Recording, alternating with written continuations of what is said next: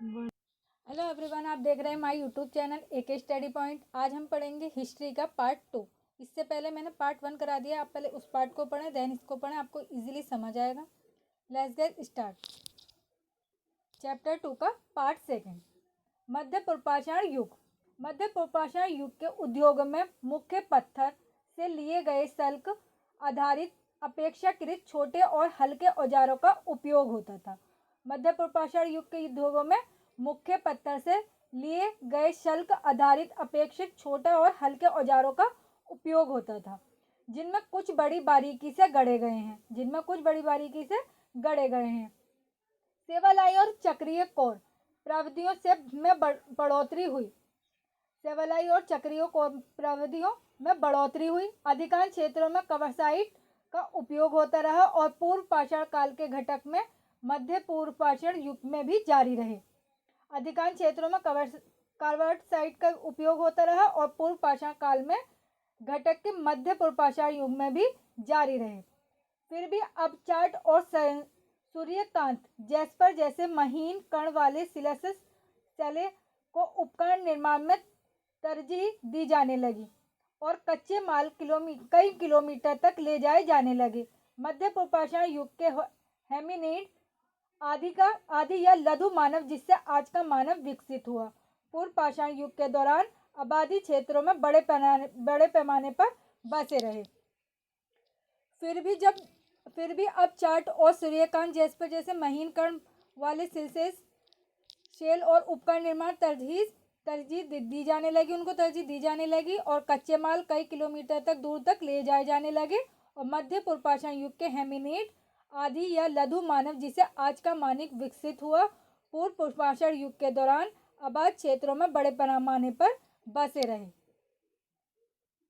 लेकिन भारत के कुछ हिस्से जैसे तमिलनाडु में पहली शैलशियों में निवास शुरू हुआ और मध्य पूर्वाषाण युग के शिल्प तथा नर्मदा नदी के तट पर कई स्थानों पर और तुंगभद्रा नदी के दक्षिण में भी कई स्थलों पर पाए गए।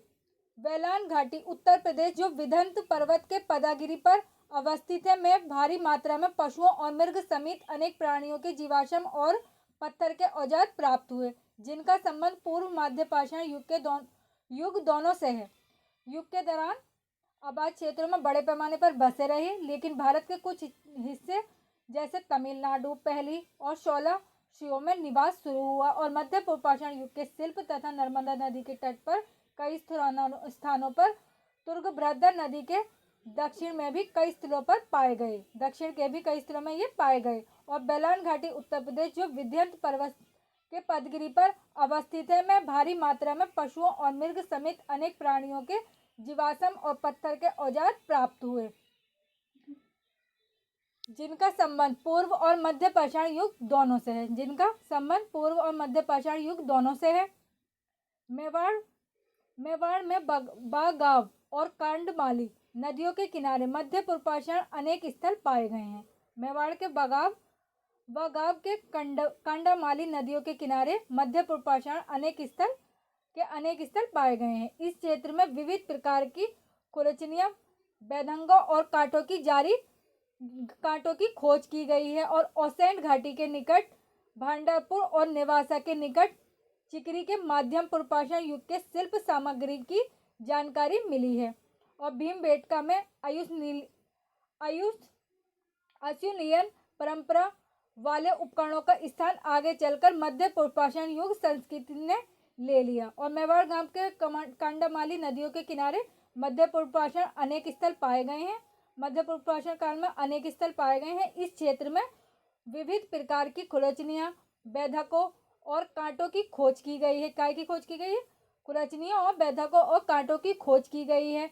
और सेंड घाटी के निकट भांडारपुर और नेवासा के निकट चिकी से मध्य पूर्वाषाण युग की शिल्प सामग्रियों की जानकारी मिली है। और भीमबेटका में आयुनियन परंपरा वाले उपकरणों का स्थान आगे चलकर मध्य पूर्वाषाण युगीन संस्कृति ने ले लिया। कुल मिलाकर पहाड़ी ढालू सतहों पर सरिताओं के समांतर और बाहरी स्थलों, स्थायी टीलों की ऊपरी परतों और शैलशियों का उपयोग जारी रहा। जैसा कि आज के पाकिस्तान में संघाटों गुफा और राजस्थान में लूनी नदी की घाटी, डिडवाना, चंबल, नर्मदा, सोन और कौटिल्य नदी की घाटियों, पूर्वी भारत के पठारों और दक्षिण में हसुंगी घाटी के खोजों में से जाहिर होता है। इस काल की तिथियां आज से 1,50,000 से 30,000 वर्ष पूर्व तक फैली हैं। ये काल सामान्यतः शुष्कता का काल है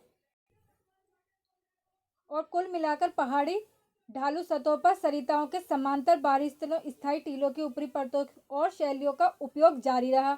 जैसा कि आज के पाकिस्तान में संघाओं गुफा और राजस्थान में लूनी नदी घाटी, डिडवाना, चंबल, नर्मदा और सोनकोटी नदी के घाटियों, पूर्व भारत में पठारों और दक्षिण में हुसंगी घाटी की खोजों से जाहिर होता है। इस काल की तिथियां आज से 1,50,000 से 30,000 वर्ष पूर्व तक फैली हैं। ये कब से फैली हैं? इस काल की तिथियां आज से 1,50,000 से 30,000 वर्ष पूर्व तक फैली हैं। ये काल सामान्यतः शुष्कता का काल है। ये काल सामान्यतः शुष्कता का काल है। इस उपमहाद्वीप में सभ्यता सर्वाधिक विलक्षण मध्य पूर्वपाषाणयुगीन स्थल समूह ऊपरी सिंध की रोहड़ी पहाड़ियों में इस काल का उद्योग चट के वृहद पिंडों पर आधारित है और ये पिंड शिखर पर चूना पत्थर से ढकी चौरस पहाड़ियों के शीर्ष पर विराजमान है। इस उपमहाद्वीप में सभ्यता सर्वाधिक विलक्षण मध्य पूर्वपाषाण युग स्थल समूह पूरी सिंध की रोहड़ी पहाड़ियों पर है और इस काल का उद्योग चट के वृहद पिंडों पर आधारित है और इस व्यापक विस्तार का उद्योग बड़े पैमाने पर और मध्य और उत्तर पूर्वपाषाण कालों में और फिर पाषाण कालसाल्य में किया गया। लेकिन ऐसा प्रतीत होता है कि सभ्यता जलवायु विषयक कारणों से पूर्व पूर्वपाषाण काल और परनु मध्य पूर्वपाषाण काल में इनकी भारी उपेक्षा हुई है और ये पिंड शिखर पर चूना पत्थर से ढकी चौरस पहाड़ियों के शीर्ष पर विराजमान है और चट के इस व्यापक विस्तार का उपयोग बड़े पैमाने पर मध्य और उत्तर पूर्वपाषाण कालों में और फिर पाषाण कालसाल्य में किया गया। लेकिन ऐसा प्रतीत होता है कि सभ्यता जलवायु के विषयक कारकों में पूर्व पूर्वपाषाण काल और पुरानु मध्य पूर्वपाषाण काल में इनकी भारी उपेक्षा हुई और क्वार्टाज़ाइट, बोल्डस, गोलाश्म और कोबलस लघु गोलाश्मों और वाटिकश्मों के व्यापक विस्तार का उपयोग उत्तरी पंजाब के पोटवार क्षेत्र में मध्य और उत्तर पूर्वपाषाणकालीन उपकरण निर्माताओं द्वारा किया गया। इसका निर्माण कैसे किया गया? क्वार्टाज़ाइट और बोल्डस, गोलाश्म, कोल्बस, लघु गोलाश्म और वाटिकश्मों के व्यापक विस्तार का उपयोग उत्तरी पंजाब के पोटवार क्षेत्र में मध्य और उत्तर पूर्वपाषाणकालीन उपकरण निर्माताओं द्वारा किया गया। आई होप फ्रेंड्स आपको मेरी वीडियो पसंद आई होगी। अगर आपको मेरी वीडियो पसंद आई है तो मेरी वीडियो को लाइक, शेयर, सब्सक्राइब करना ना भूलें और साथ में बेल आइकन को भी प्रेस करें जिससे आने वाली वीडियो का नोटिफिकेशन सबसे पहले आपके पास आए। Thanks for watching my video.